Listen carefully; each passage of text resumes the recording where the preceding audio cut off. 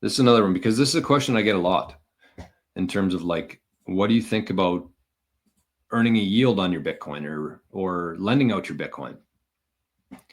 So this is Lowry's thoughts on it. Says, in other words, I see a future where companies rent people's Bitcoin, offering yield as bait to entice them into giving up self-custody. And once enough Bitcoin is concentrated in these custodial entities, I see nations stepping in to nationalize that rented Bitcoin under the guise of strategic necessity. And this isn't just speculation, it's precedent. It's already happened. The probability that the US would seize an asset it deems strategically vital is not theoretical. It's 100% because history has already proven it. In 1933, the US government confiscated gold through Executive Order 6102, outlawing private ownership and forcing citizens to exchange their gold for fiat. The justification? Economic stability and national security. If Bitcoin becomes a global asset reserve or a neo form of gold, why wouldn't governments attempt the same playbook? The more Bitcoin is centralized in custodian institutions, the easier it will be to seize. It will only become more tempting and more politically popular to seize that Bitcoin with time. Sure, today it seems unconceivable, but in 20 years, when Bitcoin is worth 10 million per coin and 90% of people don't own even a tenth of a single coin, it will be a different story. The political majority will be the first to forfeit their fraction of a coin for 2x its current market value.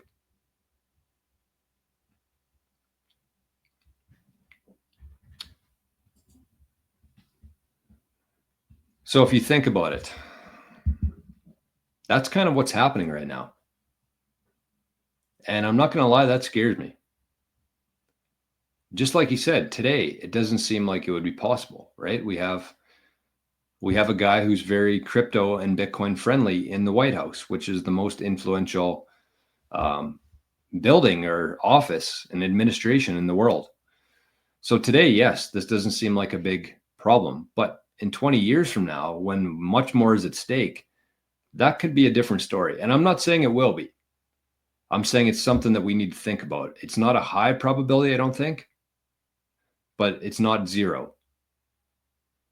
And so the best thing that you can be doing right now, essentially,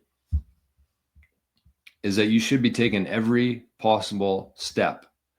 Every single second you have in the day, you should be thinking about improving your Bitcoin security. And when you take those sats off an exchange, again, kind of going back to what we were talking about at the start here, every single sat that you buy and you take self-custody of is a sat that they will never have. The government will never have that. If you do it properly, MicroStrategy, BlackRock, the state of Texas, they will never get those sats. And there's only so many sats. They understand that. Unfortunately, the average person hasn't really understood that yet. But that's the whole game here. This isn't about earning like 2 or 3 fucking percent of your Bitcoin and putting it at risk. Not only giving somebody else the keys to your Bitcoin, but exposing your privacy essentially. Because when you're lending Bitcoin, they know your UTXO, they know your balance, they hold a key to that. So it's not just a risk of losing it, but it totally eliminates all privacy that you otherwise would have. So the key here is taking Bitcoin into self-custody and taking it out of the hands, out of a possibility where this could happen. And so when you think about MicroStrategies, when you think about BlackRock, when you think of the rate that these big companies are accumulating these Bitcoin, how difficult would it be in a decade or two from now for the government to say, MicroStrategy has 500,000 Bitcoin? That's a big problem. We need to take that. So as a MicroStrategy holder at that point, what do? The government now holds your Bitcoin for the greater good? And I absolutely believe if this is something the government's like started thinking about and started preparing to do, I don't think they are right now, but if they did, they could definitely do this. Think back 4 years ago of how easily tricked people were into being scared of a flu. How easy they were tricked into turning on their family members and coworkers and friends. I absolutely think that if this were to play out down this road and the government's decided that we need to take this Bitcoin, it's a strategic, it's a security threat to our country. I 100% believe that like 80% of people would be on board for that. They wouldn't just like hand over their Bitcoin, but they would be, you know, ecstatic to do it. And they would be turning on their neighbors. They would be turning on their friends. We've seen it before. We've seen it play out. When you own the propaganda, you can control people's minds. And today they still own that propaganda. And again, in a decade or two from now, I have no idea what the world's going to look like. I don't see this as a real possibility, but it's not 0% that this could happen. So you should be absolutely thinking about this. You should be doing everything that you possibly can to get your Bitcoin off the exchanges and into your own self-custody. And when it's in your self-custody, you should make sure that every possible threat model that you have a counter for. And this is not something that happens over a week or a month or even a year. This is like a longer term plan that you have to set in place. And you look at all of your different threat models, whether that's fire, flood, government seizure, home invasion, you unexpectedly dying. You look at all your different threat models and you make sure that you have a counter to all of that. And thankfully, there are things that can be done to significantly increase your odds of that. One would be multi-sig. You get your Bitcoin off the exchanges into a multi-sig setup. It's very hard for anybody to take that from you. It's very hard for you to lose that Bitcoin. I mean, you have to do it properly. It's not something that you do lightly because there are some very important factors within that and information you have to back up in case of recovery. But multi-sig is a very good option for that. It would pretty much eliminate any single point of failure and significantly increase your odds of having that Bitcoin in 20, 30, 50 years from now that the governments cannot touch. And then you start looking at multi-jurisdictional. Maybe you keep a device in this country. Maybe you send one to your friend or somebody you trust in this country. You start thinking about multi-jurisdictional, multi-sig setups. And then you start encrypting your backups using SuperBacked. And once you have it there, again, this is a very gradual and slow progression to get to that point, but that's going to protect you from all this. And it's not only that, because even if you went through all that trouble of putting it into a multi-sig like that, if Bitcoin were to get to that point, I think we'd be in some trouble. So it's first step is securing what you have.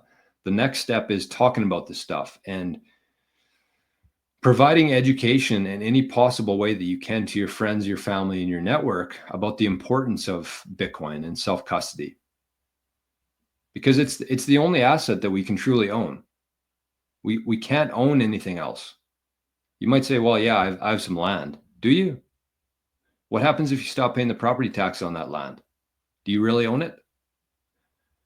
What about gold and silver in my basement? Well, what if somebody comes to your house? How can you abstractly protect that gold or silver? You can't. If they want it, they're going to take it. That's what happened in 1933. That's the difference here, though, is that in 1933, we were talking about an asset that was just laying around that you could not abstractly hold in your head, essentially. But with Bitcoin, if you do it properly, not only can you own it in your head, you can disperse it in different locations while still maintaining ownership of that Bitcoin. Very important. And that might actually be the difference between this happening like it did in 1933 and not happening. But I would say the first step for you is just don't be the lowest hanging fruit. If you're watching this and you're like, well, I don't even know what a multi-sig is. You're talking way over my head. The first thing you need to do is just don't be the lowest hanging fruit, which is having it on the exchange. And having your Bitcoin on the exchange, it presents two kind of threats to you. The first one is that it's very easy for the government to call Coinbase or Kraken and say, Ken has been misbehaving, freeze his account. Sorry, Kraken writes to Ken. Unfortunately, we have received news from the government or word from the government. We are forced to suspend your account. Okay, well, your Bitcoin's gone. That's number one. That's the easiest thing they could do. They don't have to come to your house. They don't have to exert any physical force. That's the easiest one. Just seize your Bitcoin on the exchange. But the second one is that when you leave your Bitcoin on the exchange, it allows these big entities to manipulate the price.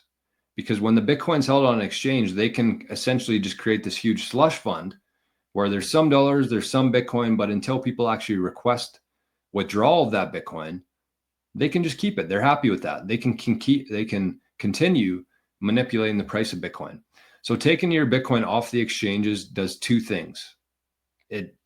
You're no longer the lowest hanging fruit. They have to work harder if they want to take your Bitcoin from you. Plus, it shows the scarcity of Bitcoin. When we start taking Bitcoin off the exchanges, it's harder for them to manipulate the price of it. And this is probably a bold claim, a bold prediction, but I really think that in a couple cycles from now or less, Bitcoin exchanges aren't going to exist anymore. Because nobody's going to trade fake money for real money at that point. And so what would be their use case? If nobody wants to exchange fiat for Bitcoin, there's no exchange anymore. There might be like a couple, but they're not going to be like they are today. That's what I think. And to get Bitcoin in the future, you're either going to have to work for it or you're going to have to mine.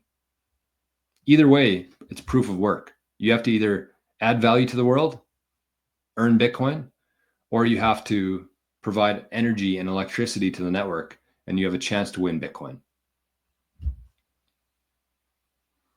So that's my thoughts on it.